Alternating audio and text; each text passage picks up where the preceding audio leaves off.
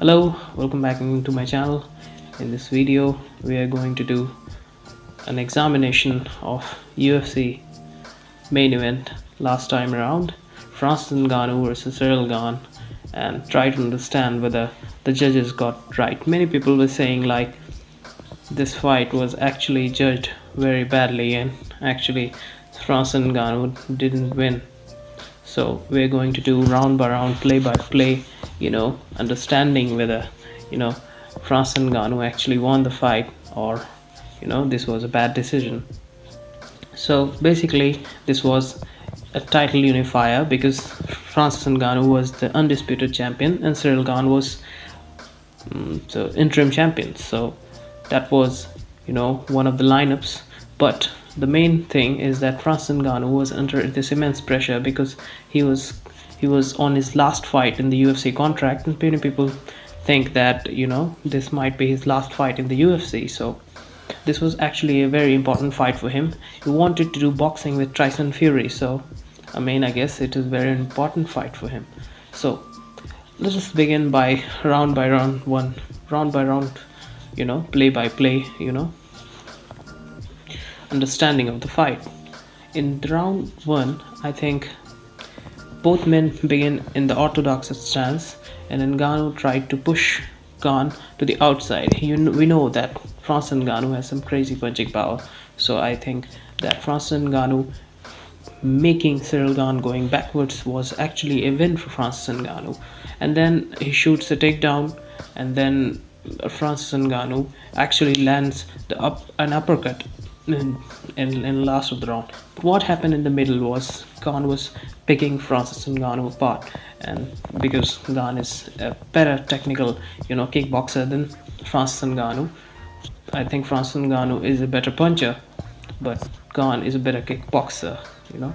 So Gane lands a good knee at the end of the round, and both men at the end of the round they were all fatigued, and I think that's why Francis Ngannou was actually conserving his energy for the later rounds. That's what I thought, but at the end of the round when they were very there was very heavy breathing by both of them. So France this was actually, and my understanding of the round is that Cyril Gane obviously won that round because of the greater volume of his punches, greater volume of his kicks. He lands a great good knee, and he was sticking his jab and cross, and that's why I think Cyril Gane won this round 10-9, not 10-8, but actually 10-9. In round two, this was actually a closer round for Francis Ngannou. But again, Cyril Gane was actually picking him apart because of his superior, kickboxing, And then we saw that Gane was upping his volume, and he clips Ngannou with the right hand of a combo, and that was very amazing to see. Feints from the Gane, but this time Ngannou lands an uppercut when Gane steps in. Is still bouncing though. Another kick, another kick. The pace is crawled now as the round ends. Now we saw that this now actually Gane after this round is actually 2-1, 2-0 up in my scorecard, I think. And then in round three we saw that this was actually a very clear-cut round for Francis Ngannou because of the takedown, because of the big slam that he got. So I think Francis Ngannou won the third round very well. He was actually, dominating that round. But it's still, I cannot say that it's actually a 10-8 round for Francis Ngannou. But actually, Francis Ngannou showed some crazy wrestling. He learned that wrestling very quick with his. I think he's doing, training in Extreme Koto with Eric Nexik. So I think he's actually a very improved, all-rounded mixed martial artist. After that first fight with Stipe, Francis Ngannou had added levels to his game. So I think that's the reason why I think Francis Ngannou has actually improved.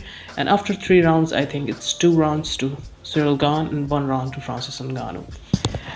In the 4th round, we saw that this was actually, relative to what people understand. Actually, Ngannou was in a dominant position in this round, but Gane is starting to get tired here. But I think still, Ngannou was looking very weathered. So my view, I mean, you can say that, you can argue that this round was actually Ngannou. So it's actually 8, I mean, what, 38-38 after after the fourth round. But now comes the fifth round.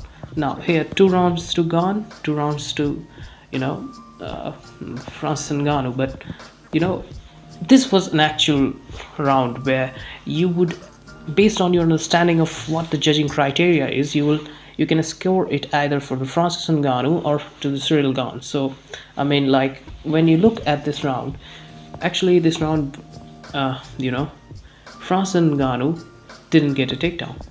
Cyril Gane got a takedown, and then whilst he was on Francis Ngannou in a dominant position, but Francis Ngannou actually Cyril Gane did a very strange thing. Actually, if he would have won that round, for me, he actually would have won the fight and became the undisputed UFC heavyweight champion of the world. But I think Cyril Gane attempted a heel hook. That was very strange to see. I mean, like, you're the thing that they always say in mixed martial arts, and you know, when you're, you know, when you're trading, you know, in the way that you are willing to, you know, give the advantage of position over a submission, then it must be like he was trying to get the job done. But I think that's the reason why Francis Ngannou reversed on him, and actually he lead on Cyril Gane. That's why, you know,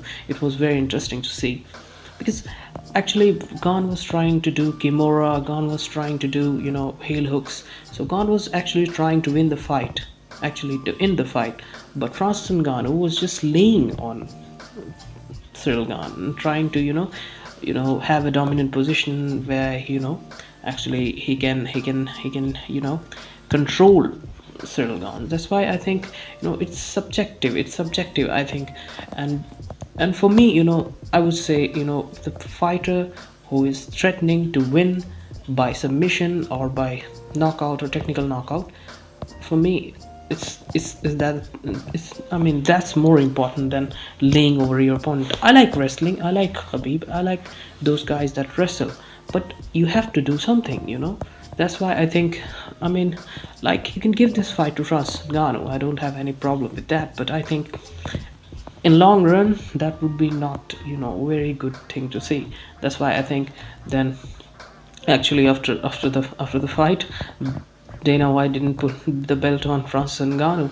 It was, you know, Nick Maynard. So I mean, like, I know Francis Ngannou will have problems with the UFC, but it is, you know, getting very tough for Francis Ngannou, I may guess, you know. But, you know, I have one question: who judges the judge when the judges don't do judging properly? I mean, this is an important question. We've seen some bad scorecards over the years. That's why I think, you know, depending on your understanding of the judge here, so I think it is very important to understand that this fight can be scored for Cyril Gane in some way.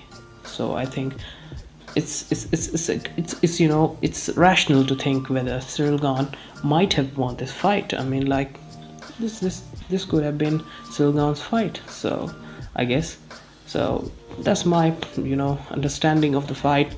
And if you like my predictions, if my audio is bad, don't complain. I will have a new mic on from the next video because I have ordered it, and then you will, you know, you like the content.